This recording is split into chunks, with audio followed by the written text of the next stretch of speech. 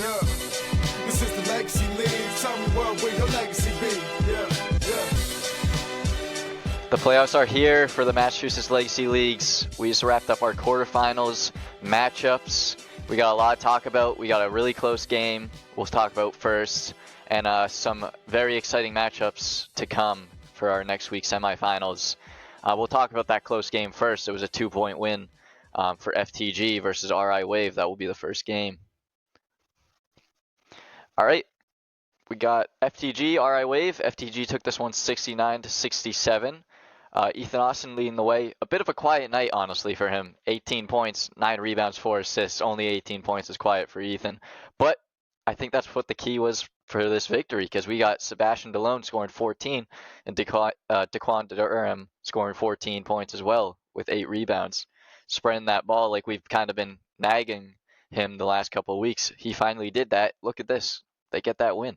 It's still a close game, but RI Wave did have a lot more players than they did the previous week, where they only beat them by 2. So this team's got a big rivalry going if they come back for more seasons, because these games I think have been determined by 4 points between both of them. Leading the way for RI Wave, we got Shaq Ardrey, 26 points, 5 rebounds, shooting 9 for 11 from the field. Jared Hansen with 22 points. Cody, a quiet game for Cody, 10 points, 10 rebounds. But shout out Cody, he just passed, I believe, 2,000 points for Legacy Leagues. Only the 4th player ever to do that with, I think he scored 40 points in Rhode Island last week. So that was a huge game for him. But yeah, shout out to Cody, even though he got this loss, he's still alive and well in Rhode Island. So I was playing during this game, so I didn't get to watch it too much. I'll go to Trent. I know you're over there. Kind of talk about like FTG. How did they hang on? How did they kind of stick? I knew they kind of let up a lead a bit in the second, but how did they push forward and get that 2-point win? To be honest, the score is closer than it was, but FTG was in control of this game, but throughout the 3 quarters. Then the 4th quarter, RA Wave came back. Shaq Ardrey hit some big shots, big 3-pointers. Obviously he had a good night, but FTG, man, they came prepared. And when I say they came prepared, I was right next to their huddle, and Ethan Austin was talking to their group, and they're like, everybody's doubting us. Everybody is thinking we're going to lose this. Let's prove everybody wrong. And they played as a team. They listened to each other. I mean, there was a couple of weeks ago, we was talking about Cole Sullivan being the leading scorer. He only made 1 shot, but he had 5 assists. You know what I mean? So, and he had a really good dime to Ethan Austin. Their connection is growing even more. And we was waiting on Daquan and Sebastian to have a big game, and they finally had that big game, especially in the postseason. So this is a massive win. I talked to them at the end of the game too, man. They're like, man, we ready for A1 if we match up with them, if that's the case. Obviously, they got to get ahead of their matchup after their next matchup because they don't see each other next. But yeah, this was a complete game for this whole team. Even Ethan Austin, I mean, he had 18 points, but he was doing a lot of little things, getting his teammates involved. And that's how you win games. I've been saying it from the beginning. A full roster, a full team is going to get you far. Ethan Austin dropped in 50 points, and everybody else having like 5 or 6. They probably would have lost this game. No, yeah, totally. Ethan kind of took a step back offensively. He was the leader they needed tonight. You don't always see that from the guy averaging the most points. They're not always the leader on the team. But Ethan is so vocal, and he knows how to play basketball, and he knows how to win. And those guys love Ethan. They listen to him. They trust him to lead the way. All those guys have a great connection. It's very fun out there on the court watching them. That pass Cole had to Ethan, you brought that up. It was such a good pass. I think it was posted on maybe Cole's story, but great pass. Go look for it if you didn't see it. Some tough missed free throws down the line for RI Wave. I think it was Dom missed a few. Quiet game from him that we needed a lot more from him tonight to get that win, and maybe that's what didn't push them over the edge. Again, a quiet game from Cody. We don't see that really often, especially in playoffs, because Cody has maybe 8, I don't want to disrespect him, maybe more championships. So kind of not seeing him perform in the playoffs, that's not really expected. But like I said, he's got multiple chances this season in different states. Um, but yeah, rebounding, assists, steals, everything was so even this game, and it just comes down to like one score or missed free throws here and there. Two more 3-pointers from FTG than RI Wave. Yeah. Uh, we'll move. Oh yes, talking about you brought up Seb and Daquan showing up like we've been talking about them needing to. They are the only two champions in Massachusetts right now because they won in the summer with their team, the Mob, and they're the only two returning players. So they're the only two guys who have Massachusetts championship experience and that championship under their belt. So bringing them on board, along with a lot of these guys who've played in the league before, it kind of helps them create this chemistry they can hopefully use to push forward and keep moving on to that championship. I'll go to Elliot. All right, Wave. Let's just say hypothetically they want to come back next season. What do they do to change to, you know, get past this first round next season and hopefully closer to a championship? They got to get Joey Zacco some more playing time, man. That's the first thing. Nah. I love you, Joey, but I think seeing the way that he was coaching the guys was a great first step. I want to see more guys do that, not just Joey. I know he's the veteran of the group. I want to see more leadership, like we saw from Ethan Austin and some of the guys on that team. Um, Basically, that's how those moments win games when veterans turn like can actually impact a game through their words and not just their play. It goes a long way, and you don't see that on the floor necessarily. You see that on the bench. So I think some leadership, and then Shaq Ardrey. I mean, he's been playing like an all-star all year. If he comes back and plays like that, and you get him some more pieces, Dom. If he does his thing, we talked about he had some key misses, especially from the free throw line. He gets better. That this team it's gonna be fine. And it's just about getting some more consistency. No, yeah, this team's been around. They've all been in that championship position before. I know Shaq has one. Anthony Lyons, Cody, Joey got one in Connecticut last season, even though he didn't really play. But we won't hold that against him. Jared Hansen's been to the finals, I think, a few times. So yeah, this team has the experience.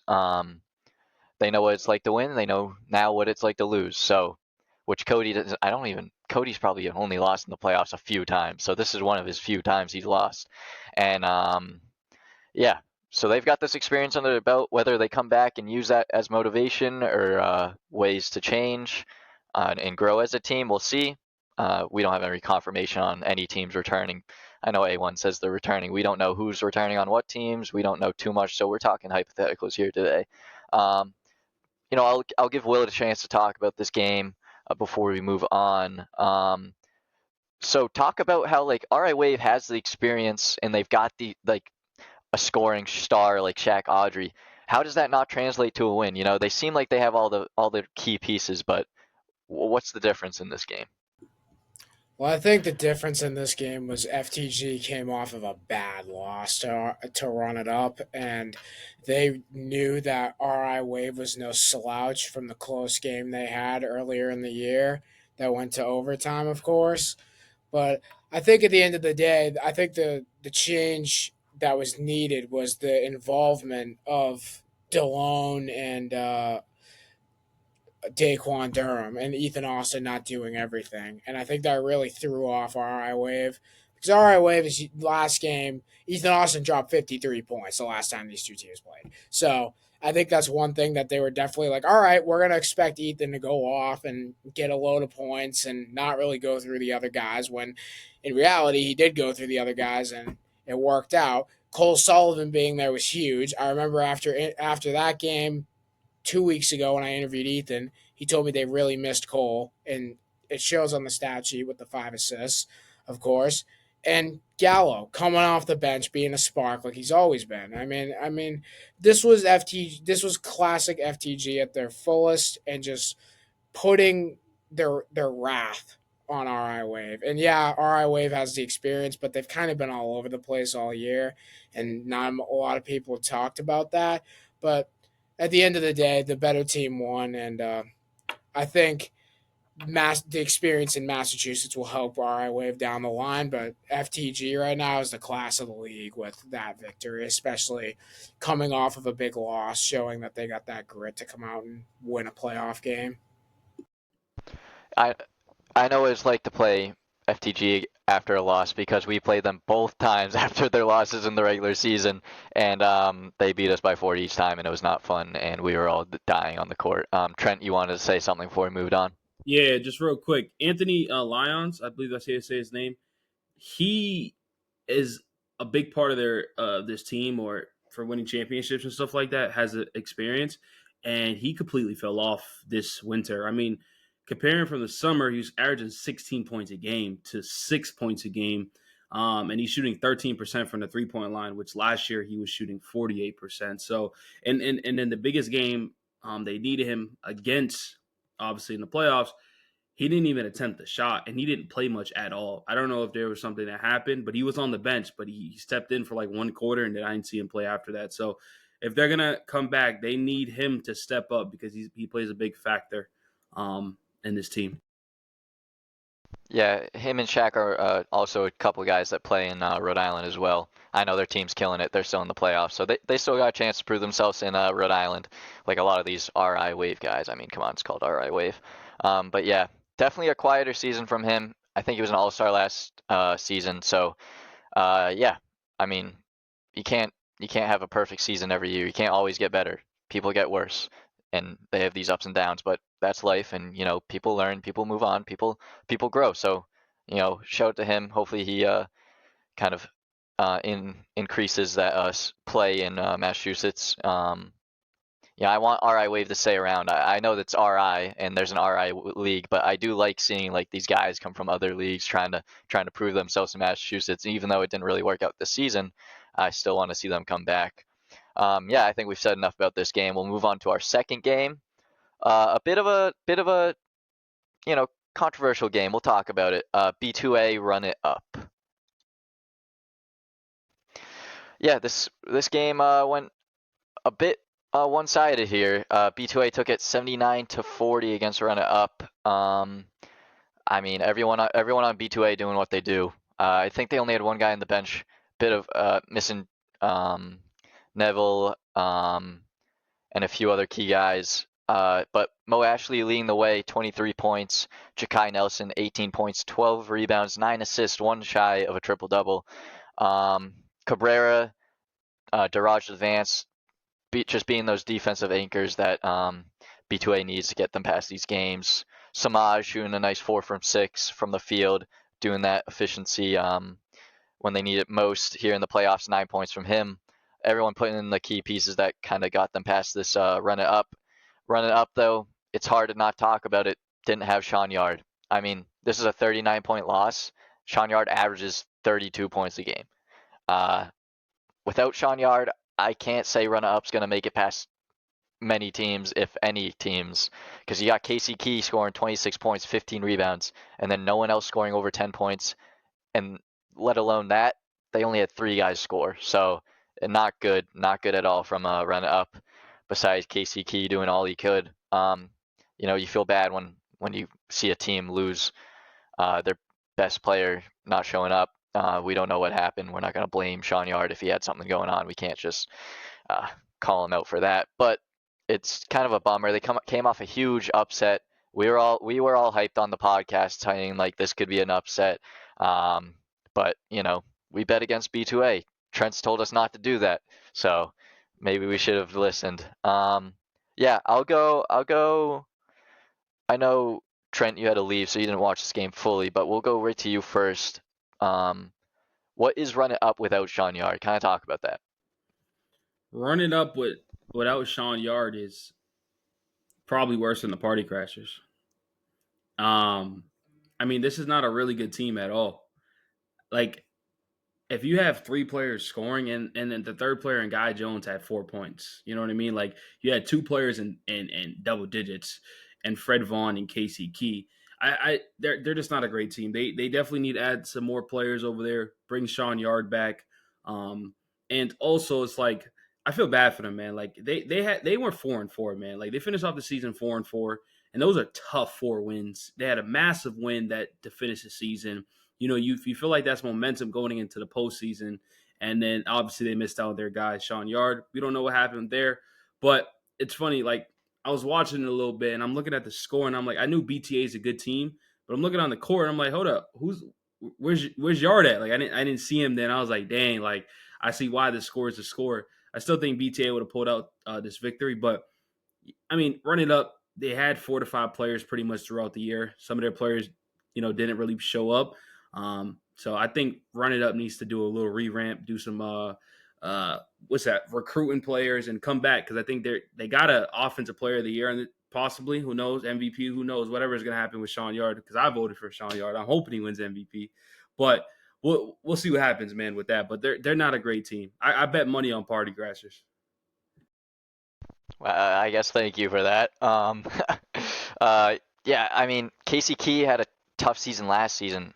He was like leading his team and everything too. He's a really nice guy. He puts in so much effort on the court. He's really quiet off the court, and then he gets on that court and you just see him explode, and he just shows a lot of emotion. So I want to see him win. It sucks seeing Sean Yard not show up and kind of giving him that help, because we know this would have been a closer game. There's no doubt about it. Sean Yard is that guy. If you get Sean Yard on a team that just has shooters, he's winning those games. If he gets to pass to people that can shoot the ball, I know Run Up did not shoot very well this season from 3. There's a lot of guys on my team that can shoot well. If you put Nick Bokelman with him, or I don't know, you put him with Sean Yard drives, takes 2 guys with him to the paint, passes out, 3-pointer.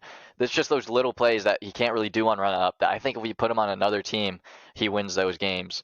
And same with Casey Key. Gotta find Casey Key some teammates. I hate seeing him lose these games. A bit of a bummer here. But we can't go on without talking about B2A. So we'll talk about B2A. How has this team evolved from week 1? Because the last time they saw Run It Up, they lost, and that was week 1. So kind of talk about that. The way they've evolved is just finding ways to get runs and prevent runs. And you could see, obviously, Run It Up didn't have Sean Yard, and that was like a huge advantage. And Elliot even brought it up in his post-game interview with them, and they kind of just brushed it off. But like at the end of the day, like when you don't have your best player, your confidence kind of goes into the dirt. It kind of seemed like that was the case with Run It Up. But B2A, I mean, what a comeback story this team has been. I mean, starting the year 0-2, really just not having footing and figuring it out towards the end, and beating some great teams like Reapers, and just sticking together and having a brotherhood of winning games in tough environments, of having one sub and no subs at times. I mean, this is a solid team with a lot of heart, and I'll tell you right now, I would not want to play them because they're the most unknown team. I mean, they came out, they beat Reapers 2 weeks ago, and that shocked everyone. And now they get a chance to throw down with A1, and I would not. I'm not a betting man. I would not bet on this game because because yes, A1 is the most talented team in the league without question. But B2A, they are the most unpredictable team, and I think that unpredictability is really what they've rode off of. Plus their influence on the defense, plus their influence on the get runs when necessary. When, for example, I go back to the part when they played Party Crashers. Party Crashers, you guys hung with them at the start, but once you guys started to make mistakes, that's when B2A really took off. And when teams make mistakes against B2A, that's when they really take off and take advantage of the mistakes that teams make with them. That's why their defense has gotten better. That's why they've beaten good teams like Reapers, and they've hung with FTG, and they did hang with A1 for a while in that first matchup. But I'm excited for that game against A1. I mean, they may not be the favorites, but don't count them out for sure. Do not count them out. Elliot, go right for it. Hey, Will, you know what was for dinner tonight? It was barbecue chicken. You know what B2A is against A1? Barbecue chicken. That's all I got. Whoa! Oh, we'll talk about the matchups later in more detail, but I'm not agreeing with you there. B2A is legit. All these guys all of these guys would average 20 plus on Party Crashers. Go, Will. Dude, their unpredictability is what makes them dangerous. I don't think A1 is going to take them for granted. Don't get me wrong, but I think they're the most unexpected team in this league. Like any given night, they can show up with like their whole team and just take off. I mean, like it was them and Run It Up have been the most unpredictable teams this year, and the unpredictability kind of screwed Run It Up towards the end. But B2A took advantage of that, and that's what's gotten them here, in my opinion. Totally. I mean, B2A, like I was saying, Samaj could average 25 on the Party Crashers. I think all of these guys are legit. It's hard to predict who's going to be the leading scorer each game. I mean, they just beat Run It Up by 39 without Gio Neville, who is their leading scorer. I believe either that or Mo, and it's by 1 point. It's not anything crazy. Yeah, I mean, Jakai Nelson plays such clean basketball. Watching him play is so fun. Any of these guys are stars in this league. Cabrera in the talks, and Daraj Devance. We've had talks about Defensive Player of the Year for them. Those are the type of guys that make you make mistakes. And B2A plays clean basketball. They don't make a lot of mistakes. That's how you win games. You make people make mistakes, and you don't make mistakes. That being turnovers and getting steals and blocks. Yeah, I mean, B2A is definitely, I think, the hardest matchup for A1 right now, because we've seen FTG kind of fall recently to lesser teams than A1. Same with the Reapers having a close game last week with BVO, which we know A1 would not have had its even remotely close game with them. But we will talk about the future matchups later. We don't want to get too involved with it right now. So, Elliot, I'll give you more of a chance to talk. Run It Up. If you see them coming back, what is the? I know you're probably going to say they need a third option. Describe that player. Who is that third option? Maybe compare him to like another player in the league. See if we made trades, who that player would be if we signed someone in the offseason. Yeah, I was gonna say if there are trades, man, there's a lot of opportunity for some teams to get better, and better fitting is another way I look at it. You got Casey Key, big man. You got Sean Yard, maybe the best guard, more actually, I'd say most complete guard in this league. You need a wing. You really need a wing who can be that. I don't want to take anything away from any of those guys, but like a third guy, I I think to maybe I don't know off the top of my head who that person could be. Um, but if B2A, I mean, if B2A was looking to make a trade, the guy I would go for is Daraj Devance because that's your 3 and D guy. The guy he's going to be a defensive player of the year candidate like every year, and he's going to shut down teams' best players. So that's a type of player that I would not saying and not trying to speculate anything, but that's the type of player I think I would look for, especially when you have the paint dominance and the ball handling and passing on that team already. That's the type of player I would look for. I was actually looking to B2A too. I was thinking Daraj or Geo. I think that would be a great third option for them. Even second option, maybe Geo steps up over Casey Key, who's used to kind of being forced to lead these games and scoring. But yeah, I definitely think Run Up is a team that should stick together and get another key guy, and that team completely changes and is one of the top teams easy because they're beating FTG, they're beating B2A. You know, obviously underdeveloped B2A in the beginning of the season. But yeah, I definitely think if this team changes a few key pieces, they're legit. Yeah, He's well, yeah, yeah, Trent, go. he's right here. Yeah, run it up, hit Trent, hit Trent up. He might be your third option. We'll see. Or he steps on the court and can't make a shot. Who knows? All right, we'll move on to the third game. Let's get right into it. It's A1 Party Crashers. All right, A1 took this one, 100 to 50. We don't have to talk about that. Oh, Jesus. Yeah, Darwin led the way, 30 points, 8 rebounds. Dante, 29 points, 8 assists. Dude, these guys identical every week, man. Either of these guys could be argued who played better. I swear to God, they're always right neck and neck. Manny Sanchez only played in the second half, dropped 17 points, 7 rebounds. Yeah, Manny Sanchez is so, I knew he was going to be a problem, and then he didn't show up for the first half. I was like, okay, that's a little more hopeful. And then he showed up, and it's like, when you don't got huge guys to guard him down low. It's just like I don't know what to do when he's just bulldozing down. I don't want to take a charge, man. I'm not trying to break my back out here when we're down 30. So yeah, it's a bit difficult for smaller teams to guard Manny out there. But my boy Alec dropped 16 points. That was kind of it.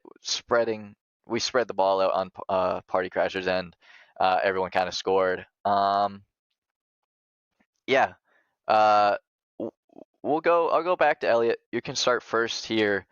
Did A1 show any sort of struggle? Like, I know we've talked about how they're the best team, this and that, but like, did you see anything that needs to be kind of cleaned up for the next week game? Obviously, they got a huge game coming up.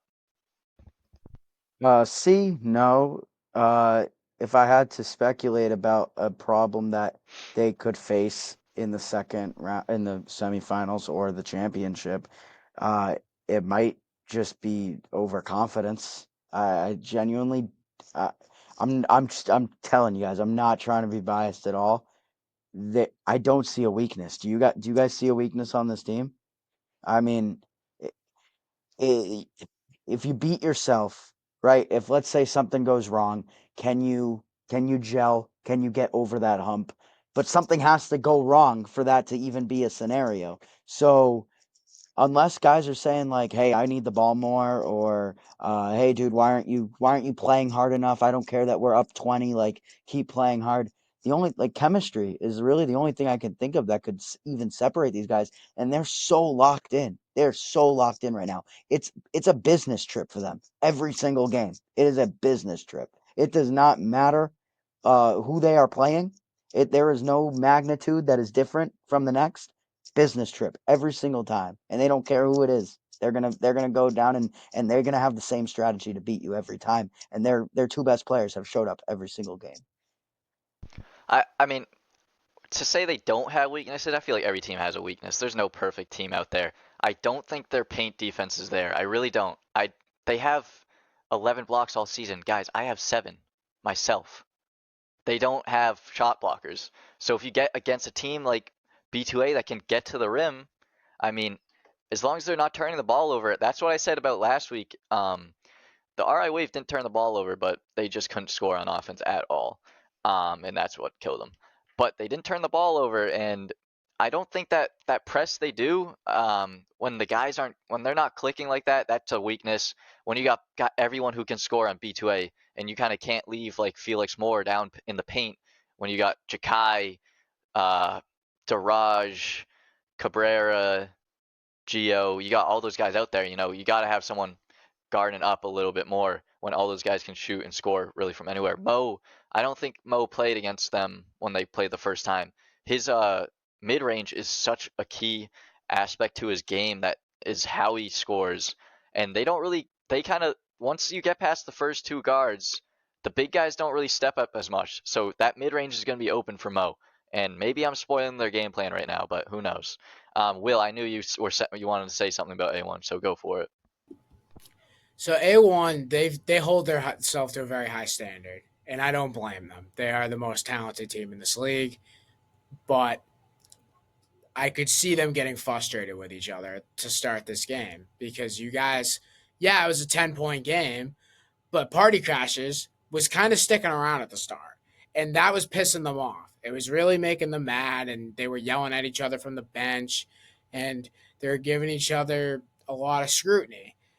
My question is, I still believe this is the best team and they will win it all. But my question is, if they run into a team like Reapers, FTG, B2A, one of the 3 that's outside of A1, and they give them a problem and they start to yell at each other and get frustrated with each other, how will they respond? Because that is the biggest question I got coming out of this game, because they should beat Party Crashers. No disrespect to Party Crashers. They should beat them handily. They did. They got the spark from Manny Sanchez, which as soon as I saw Manny Sanchez show up, I knew the tide was going to change, and that's what happened. Now the big question is, how will they respond to adversity going forward? And yeah, I mean, a lot of these guys have missed games. Angel was their leading scorer against B2A last time they played. What if he doesn't show up? He missed 3 or 4 games already. Manny doesn't show up in the first half. he comes second half, they're down too much. Who knows if they can come back? It's kind of something like that where it's not even about basketball really. It's about kind of showing up and not really. In any sport, you have to be mentally strong, and if these guys are kind of yelling at each other, I know deep down it's all love for A1. They say it's all family, and you always, you fight with your family. That's how it goes. Um, but I don't know. I don't think they're untouchable, like Elliot says. I do think. I mean, FTG only lost by 9 to them when they were at full strength. Um, and FTG's grown. I know they took a hard loss against Run It Up. Run It Up only lost to A1 by 12 points. That's way too close of a game, I'd say, for that. If we kind of put them in that, if we put Run It Up, if we put the same Run It Up that played FTG a week ago versus that A1 team, I don't know. I think that's a very close game, and yeah, I'll give Trent a chance to talk about A1 because I know they had some words for you after their game. I know they don't like you saying that they're not the best, so I want to hear what you have to say to them. You know what's funny to me, man? The players that actually were doing the work ain't say no words to me. The players that are getting carried by Darwin and Dante are the ones woofing and hollering at me, man. Don't worry about me. Get on the court because you got a matchup coming up real soon. So that's what they all say about A1. But like, I'm gonna give them credit. I know they're a great team, but like you said before, like that matchup against BTA, they didn't have one of their best players playing in Mo Ashley. I mean, the dude, I believe he's averaging close to 20 points a game. That's a big difference. Mind you, that game was close through 3 quarters. And the reason why it came into A1 decided to, well, not decided, they blew them out at the end is because Ant Cabero, it got outside of basketball. You know what I mean? Like it's they were dealing with other people on the crowd, so it was all that. But A1, man, your time will come. You think you're unbeatable? The walls are gonna start crashing down. We understand you got Elliot who's saying y'all got no flaws. Trust me, every team got a flaw, and it's gonna show eventually. You know what I mean? It might not happen against BTA, but I promise you, you guys ain't winning no championship. FTG's prepared. They're gonna come. Reapers, whatever the case may be, we're gonna see. It's about leadership and experience. This is their first year, I believe, in MA. So I don't care what other chemistry you have. You got to worry about your other players showing up too. Yeah, Trent said it. Trent said it, so that's not the podcast saying that. Let's just say that because I don't want any hate coming at us. Um, yeah, they were pretty vocal after the game. They don't like the disrespect that they think they've been getting from Trent. But well, I mean, we'll see. We'll see. B2A says they're ready. We'll talk more about the matchup later on, but we'll go on to our last game. That was Reapers BVO. And yeah, Reapers took this one 65-41. Very low scoring for BVO here versus their last week. They put up 63 or sorry, they put up 80 against the Reapers. Much higher, almost double last week. So a lot did not go right this week for BVO. And Reapers came out. We kind of called them out last week saying this was a way too close of a game, this and that. BVO might stand a chance, but Reapers heard that and they locked in. And yeah, the defense won them this game. Offensively, they were not there. I don't think this was a great offensive game for them. Kevin Views led the way, I think. Let's see. He only had 17 points. Josh Monty led the way for second with 13. And then Carlos Bermudez, 9 points. I mean, he had 7 rebounds, 5 assists, 6 steals, doing what Carlos does. Everything they need from a backup kind of guard to do that. I know he comes off the bench a lot. Yeah, defense won him this game. BVO not hitting shots also won this game. If BVO hit more contested shots, this is a much closer game. Reapers would have a lot to talk about after this game if it was closer, but it was not. They proved us a bit wrong. They locked in. Credit to where credit is due. Nico Wright led the BVO, 12 points, 10 rebounds, and everyone's doing what they could on BVO. Just the shots weren't falling. There's a lot more assists this week though, and a lot more rebounds from everyone. which means they're playing together as a team. But when shots aren't falling, shots aren't falling, and the turnovers kind of killed them. But that's what the Reapers are gonna do. That's how they win these games. They get those. I think 14 steals is what they had. So yeah, that's massive. Yeah, we'll go. I'll go. Will. We'll start with you. Reapers. What was the key to success here? Besides maybe 14 steals. All around defense. That is what separated Reapers from everyone else this season. On that side of the ball, they have the best defense in the league, in my opinion. They come out every single game. Sometimes they'll shoot the lights out, but they're always going to be a pain in the rear end when you're trying to dribble up the floor. And it caught BVO most of the game. Last time they played, not really as much. This time, Reapers knew it was coming, and they came prepared. Shout out to Josh Monty. He's been up and down lately, but he came out and he did his thing. And when him and Kevin are both cooking in that backcourt, it's hard to stop Reapers. Carlos Bermudez Glean, he did his thing too. But at the end of the day, Reapers' defense is gonna be a problem for anyone they go against. And Josh Monty, when I was interviewing him at the end of the game, he said, "Ethan, watch out." So they got their eyes set on FTG and they're locked in. And I think that is going to be fun. Yeah, that matchup was an intense one when they played a couple weeks ago, and Reapers took that victory. Yeah, so when it comes to these matchups like BVO and Reapers just played each other, it's whether the team that lost learns from that or learns for that more than the team that won did, and kind of learns what they did wrong. It's just kind of a difference of who's going to take the knowledge of what they did wrong or did right and push that forward into another matchup like this. And Reapers obviously knew what they had to do against BVO since they let up way too many points. 80 points from BVO is pretty high for them, and especially against a defensive team like this. But Reapers were aware of that, and they cut their points by half. That is crazy. That was a crazy turnaround. Credit to Reapers kind of adapting to the BVO offense. Yeah, a lot of Dante Weeks, quiet game for him. Markel Wade, a lot of these guys that usually are scoring were not. When shots aren't falling, it's hard to kind of get into that rhythm. And when they fell behind, they just couldn't get back. Defense wins championships, but so does offense. You need offense too. You can't forget about the offense. So maybe we'll see more of a Reapers explosion on offense next week. We'll talk about that shortly. Trent, kind of talk about BVO. What happens if BVO gets a star like say Sean Yard? There's some guys on BVO that can knock down threes like Markel and Alicia. So yeah, kind of talk about that. What happens if they get a star player? What does this team turn into? Well, if they get a star player, they probably get 2 more wins. I mean, they're 1-7, so maybe I go 3-5. They're still not a great team. I mean, it'll just be another version of Run It Up, in my opinion. BVO, I believe, is a free agent team.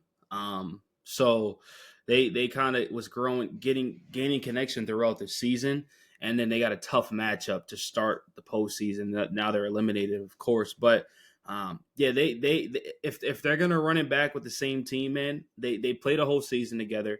They got to go out there get chemistry, because chemistry is one of the key things. Possibly do some recruiting and come back, because winning one game is tough, but if they win a couple more games, they get a better matchup, and a better matchup can get you maybe a victory in the first round. But one thing I feel like we're not talking about is the Reapers had more turnovers than BVO. The Reapers, if you're considered a championship team, you had 23 turnovers. You know what I mean? That's a high amount of turnovers. Now, I know I say Reapers and FTG and BTA can be A1, but if you put up 23 turnovers against an A1 team, they're going to blow you through the roof. You know what I mean? So you got to play better than that. And also, Kevin Views shooting 1 for 7, 5 for 16 is not going to get the job done. You know what I mean? So that's just kind of my perspective on the Reapers and BVO, but do some recruiting. Get some connection, because there was a lot of arguing. When you watch BVO, they're always arguing with each other. you're not going to win games if you're arguing with each other. And it's because they're getting frustrated. They're losing a lot of games. The players are upset. You know what I mean? So BBL, get your act right. You know what I mean? And let's hopefully they come back next year with a better roster. Because I would love to see a team go from the bottom to at least a mid-pack team, or possibly even move up to the top of the rankings. Man, that's the fun about this league. You know what I mean? So yeah. Always root for the underdog. I love rooting for the underdog teams and seeing progression. You don't always like seeing, A1 win it all. I mean, Elliot does, but not everyone. Um, yeah, so I'd love to see him come back. When you only get like 8 games and you're a bunch of random guys playing together, it's very hard to build that chemistry, especially if you're not all from around here. Maybe you can't connect outside of here. Get some games in at like a rec or something. But yeah, if they continue, obviously the chemistry is going to continue. Maybe they find their leading scorer kind of more consistent on the scoring end from them. So I feel like every other night it's a different guy with BVO. Kind of, yeah. Um, yeah, definitely the turnovers. 23 turnovers, not good for Reapers. Whether that is them, yo, Elliot, yo. Yeah, I was just gonna add, alongside Yeah. the turnovers, one of 7 from 3 for Kevin Views is not gonna fly going forward. That is not going to win you a championship. That I compared him to James Harden in the beginning of the year. That's a James Harden playoff stat right there. Yeah, Just saying. that I love full Kevin. circle. That Yep. full circle James Harden comparison. But don't forget when James Harden brought like the Warriors to 7. Don't forget about that. Come on. Yeah, definitely need to clean up on the offensive end. Like I said, defense wins championships, but you need the offense too. And offensively, Reapers were messy.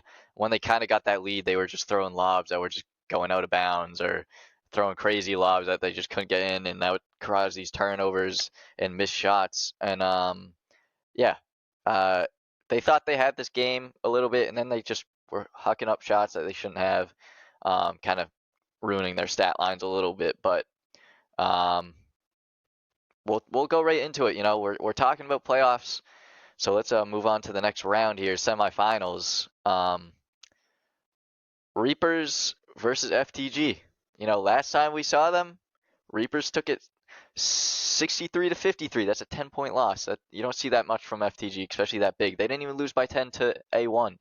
Um, Reapers were in their head all game, defensively sound, offensively sound. Everything hit for Reapers, and that was Ethan's lowest scoring game. I think that's the game Cole actually was the leading scorer, and funny full circle from that earlier. Josh Monty said, Ethan, we're coming. They've shown they can beat FTG, but FTG's shown that they can have close games with A1. So why can't they have a close game with the Reapers? We'll go back to you. Give me FTG. How does FTG win this game? FTG wins this game with Kevin Views not doing Kevin Views things like in the last game.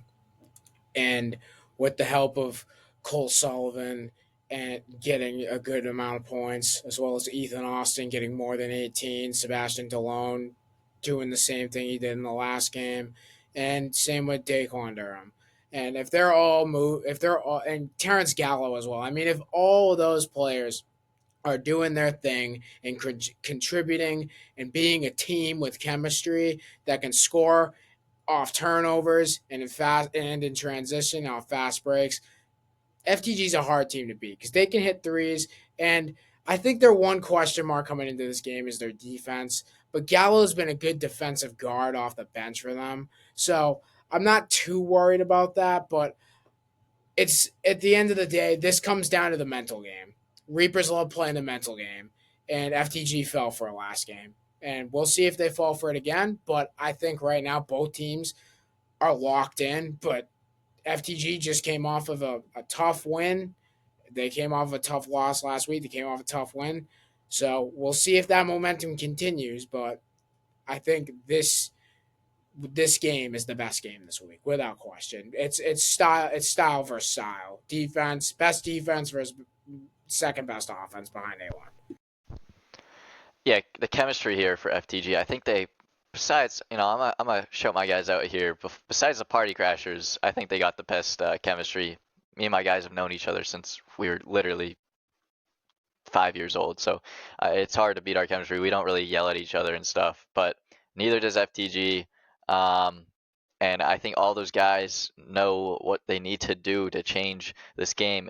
You did say we need Ethan Austin to score more than 18, but we also need the other guys to do what they need to do. I think when it comes to the Reapers, I think we might need a 30-point Ethan Austin game, because Reapers are gonna lock down, and if one guy gets hot on FTG, that might just be enough to push you past them.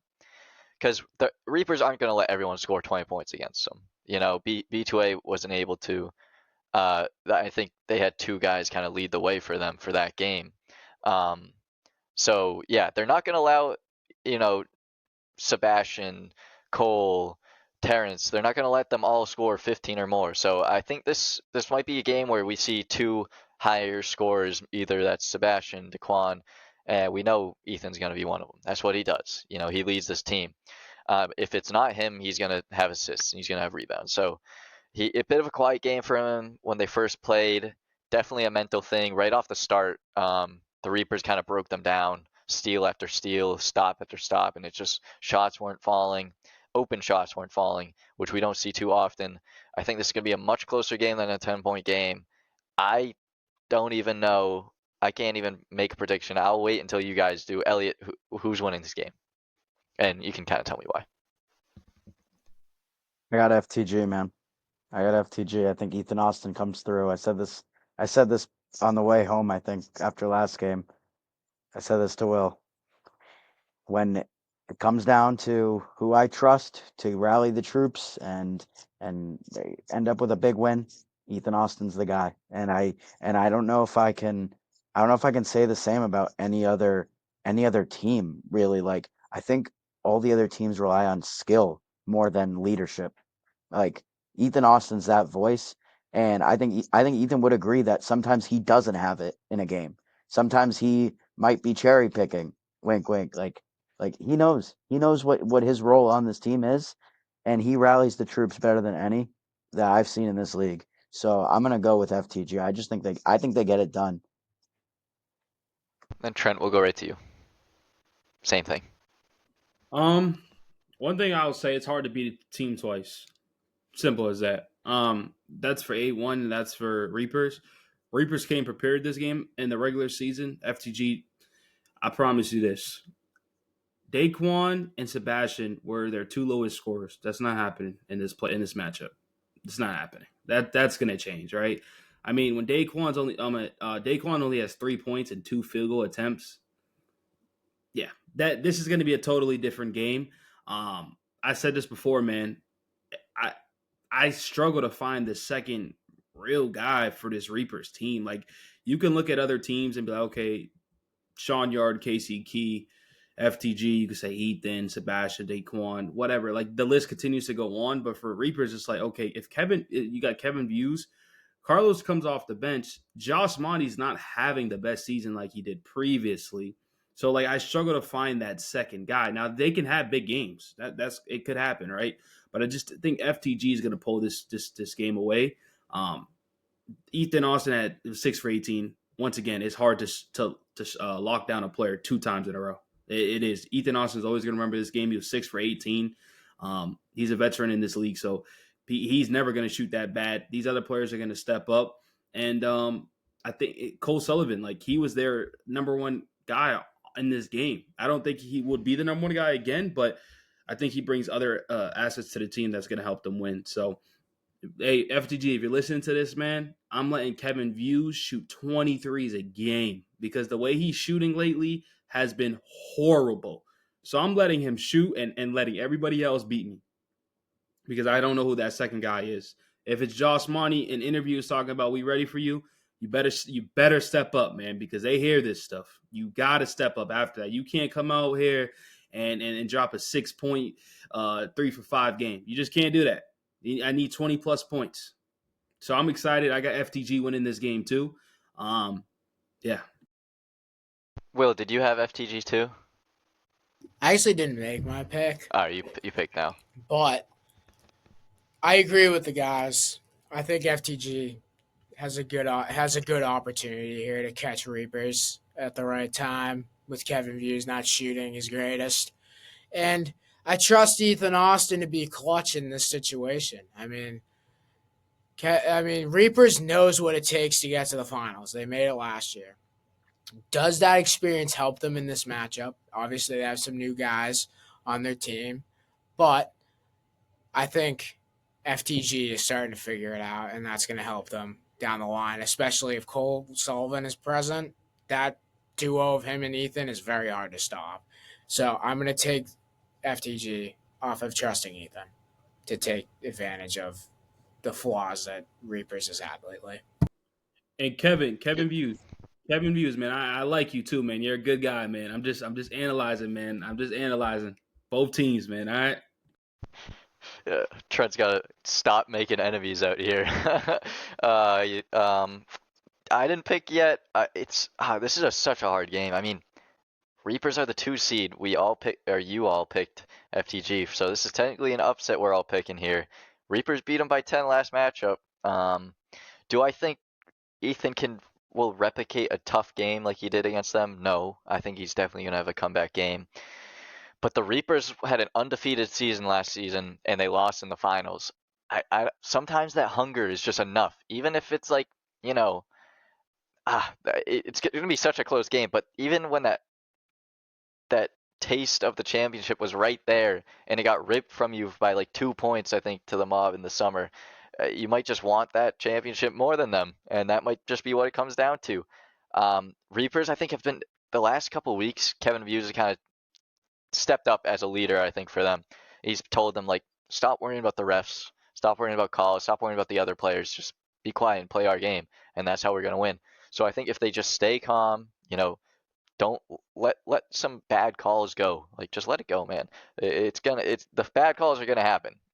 Whether it's NBA, Little League, this Legacy leagues, it's gonna happen. You can't get every call. The refs aren't gonna win you the game. They're not gonna lose you game. If you're a better team, you're gonna win the game. And I think the Reapers can do this one. So I'll stand against the pact here, and I'll go Reapers just because I think their chemistry is at an all-time high right now, and I think there's on a roll after these last 2 weeks. FTG though did play a harder matchup this first quarterfinals, so maybe Reapers are kind of used to the slower BVO play, and they're going to kind of get hit in the face with FTG. It's hard. It's hard to pick, but I'll go against them because I know the guys on FTG aren't going to give me crap for not picking them. So I'll go Reapers. And we'll see who's right. We're going a bit long here, but we'll move right on to our last matchup for the semifinals, and that is probably the biggest matchup of the season, I would say. I know you guys said that Reapers FTG is going to be the better matchup. I think this one is, and it's A1 B2A. Elliot, I know who you're going to say, so you go first. Who's winning this game? Why? Man, B2A is just such a great team, you know. They got some guys to put up a fight. They're gonna put up a fight, and I think they're gonna play really well. And I think that they just have what it takes to only lose by 10 points. I really think they're gonna play their game and execute right from the jump. But I just think A1's too good. I think A1's too good. And you mentioned earlier in the pod about their paint defense. Dude, they don't let teams get to the paint. They just don't. They if they do have that flaw, which I think they've hidden very well this year, because I haven't seen it a whole lot. I think that they use their strengths to cover it up, and there's no team I would bet on to beat A1 because of the dynamic offense and the MVP candidates that they have on that team.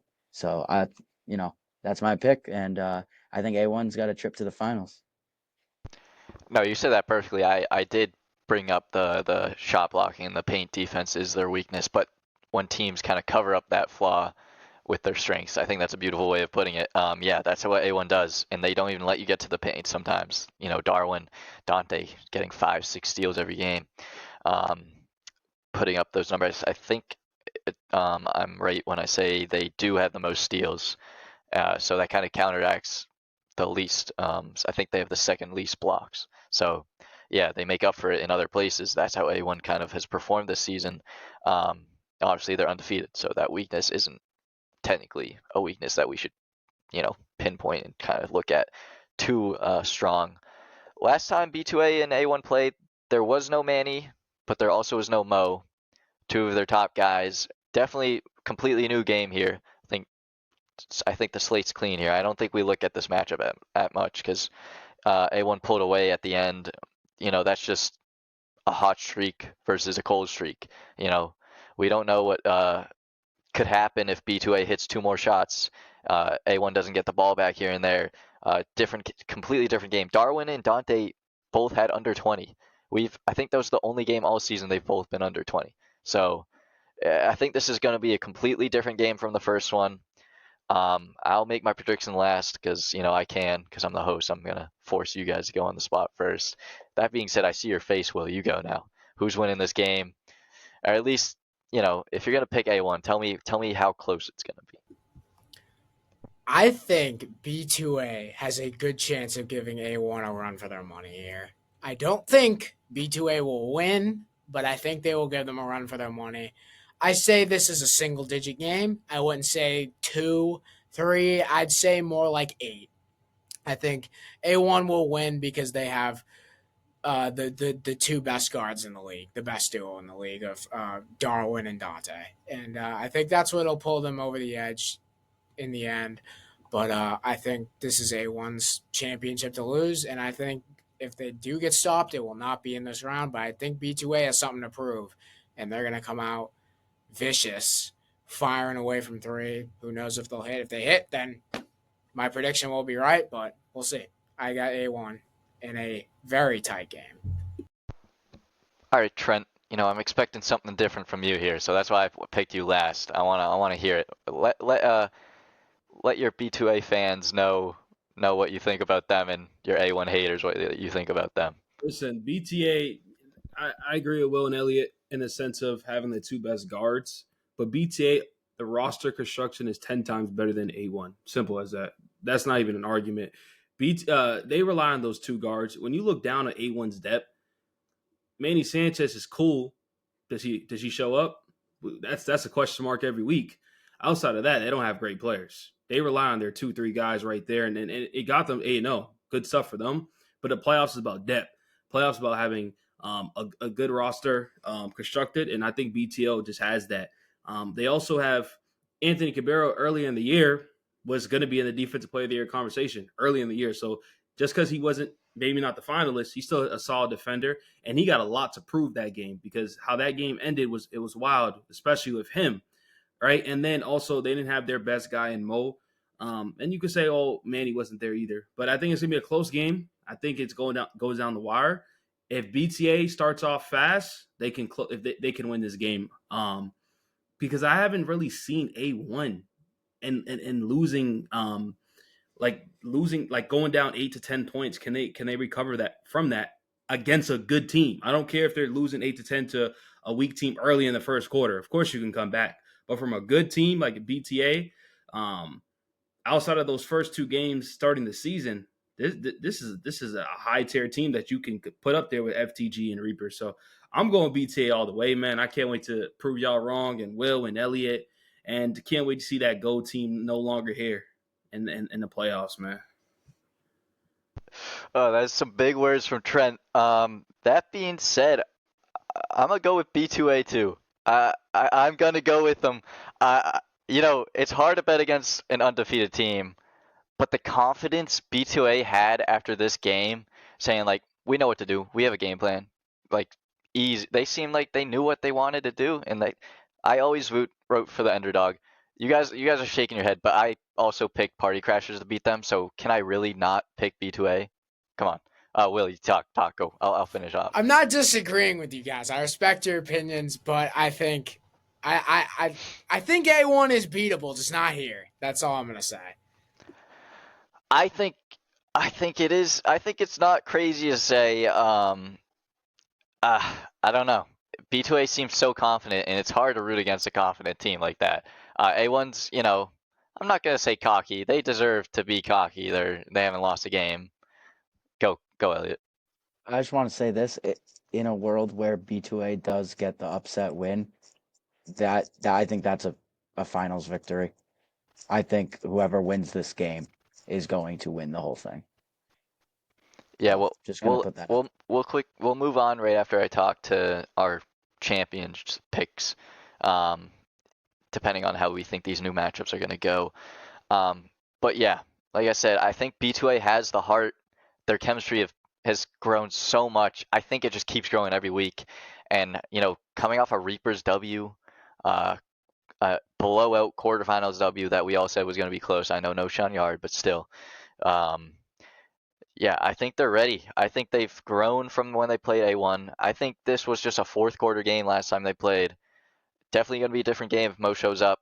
I think he adds a lot that A1 isn't used to defending. There's not too many mid-range shooters in this league. I think Mo can break down a defense like that when you have your big guys stepping up and you got guys who can drive that he can pass out to if they do step up too far. I just think, I don't know. I think B2A. I love a match. I love an upset. So maybe that's a little bias for me rooting for B2A. I still love a lot of those guys on A1. They all give love to us about our podcast, and besides Trent. They do not love you, Trent. I'm not gonna sugarcoat it. They do not love you, but I don't want any hate for going for B2A, but I just want to see an upset. And I picked Party Crashers over them, so take that as you will. We'll quickly go on to our champions. So I know you all picked FTG, and basically Will and Elliot picked A1. So I'll go right back to Elliot. Tell me why A1 is winning it all, because I already know. Man, what else do I got to say about A1? Like, talk about why they beat an FTG or a Reapers in the finals real quick. Don't have to go Okay. too in depth, but yeah, quickly. Yeah. Well, in the scenario where what I think is going to happen, where they do play against FTG, I think they have the defense to slow Ethan Austin down, and if they play Kevin Views, I think they definitely have the defense to get him frustrated. Ethan Austin might be a little tougher, but listen, they play at a different pace. They play at a different pace than any other team, and when they have that dynamic I mentioned last pod, when they have that dynamic of size and paint presence, then it just adds another layer that you have to worry about. And as long as they stay healthy, there's no way that you can really beat them other than if they beat themselves. It's going to come down to, can they stay laser focused in and just do what they've been doing the whole year. So I got them winning the whole thing. Yeah. Trent, you go. You said B2A, so let's hear it. Why can they beat Reapers or FTG? Just gonna go with the depth, man. They got plenty of players in award conversations. They got few players averaging double digits throughout the season, and it's not just like 10 points. It's like 15 to 20 with a couple of players. I think they're just deeper. They, to start off the season, they were like, man, listen, y'all gonna see why we called our name, because they're gonna come out and they said regular season doesn't mean much to us. But now it's time for them to show it, and I think all the confidence is key. And also another thing I want to say too is, like, they're not even named the favorites. We're talking about FTG, Reapers, and A1. So like to be in that position is great, because there's no besides me, because I'm rooting for them, but there's like no pressure on them. There's a lot of pressure on A1 because, one, they're undefeated, and they have the two of the best players on the team. So I think that's why. And also, looking at A1's schedule, man, they played Run It Up twice. They played Party Crashers twice. They played BVO. I mean, dude, and then they play the Reapers. I believe the Reapers are first game of the season or something like that. I mean, I'm not discrediting them. They're still 8-0. They still won the games, but their schedule is not the greatest. So I can go 8-0 if I'm on that team too. I'm just saying. No, that is a great point. They're coming off 2 games against Party Crashers. So we'll see if they're ready for a B2A that can everyone can score at a high level versus a Party Crashers. Our listeners knew Trent was going B2A. Our listeners knew Elliot was going A1. Show them what you think. Make some fans, make some haters. Go for it. Last year, Reapers made it to the finals undefeated. In my predictions, A1 will make it to the finals undefeated. What happened with Reapers last year? They lost. History always repeats itself. I have FTG. If they can beat Reapers, I think that team is going to be on such a high that they think they're going to be able to beat anyone. And I know Elliot highly disagrees with me. And, like, I understand why, because A1 is 8-0. They're the best team. Like, I understand that. But I want to be different, and I think this is the right area of being different because I think Ethan Austin is up there with top 3 best players in the league, and I think they're starting to figure it out. And I think if they, I'm telling you right now, Kate, if they have Cole Sullivan, he is a difference maker with this team. I mean, when they had him, and the first time they played A1, it was a back and forth game. I mean, I remember you walking by me saying, "This is a really good game." I'm like, "This is a really good game." That's really a championship matchup right there. I want to see if FTG can get their lick back because, in my prediction, they do against Reapers. Can they do it with? Can they do it with A1? It's gonna be hard, but I got history on my side with this one. And, that kind of made my choice easier because we've gone FTG A1 B2A. So I'm a fan of big comebacks, and I love a good story. So let me go Reapers. They lost their championship. They want it back. I think I picked them over FTG. If whether that's A1 or B2A, I think the Reapers have changed since they played A1. They lost to B2A, but they know what they're about now, and they were missing a few players. So we'll go even here, and everyone pick their own championship. I love how that works. We don't have any favorites here on the podcast. Yeah, that wraps it up. I bet for this quarterfinals. We will see everybody for our next week's podcast, which will be the semifinals talk, and then our finals talk. We'll talk about that, and some All-Star news coming out soon, some awards. We'll talk about everything. Thanks for tuning in. We got a lot interesting matchups and exciting games coming up.